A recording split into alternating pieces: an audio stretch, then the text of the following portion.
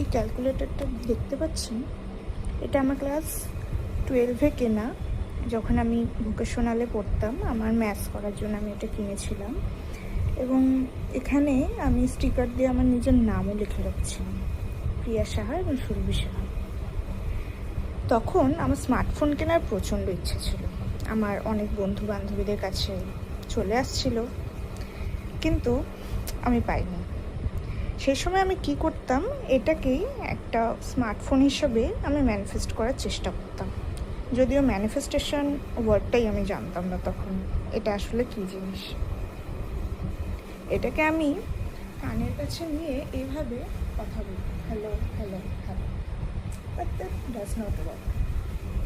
And now you can see I have my own iPad. This is iPad 9. I know this is backdated, but I love this. And আমি আমার MA Psychology শিখছি স্ট্যাটিস্টিক্সে question one way ANOVA from this to this, and this is how I think manifestation works. এবং সাথে আমার এই smartphone OnePlus Nord 5 আমার খুব পছন্দের, ভালো ক্যামেরার phone. I love using it, and this is how universe gives us. Universe আমাদেরকে দেয়, আমরা যদি চাইতে পারি সঠিকভাবে।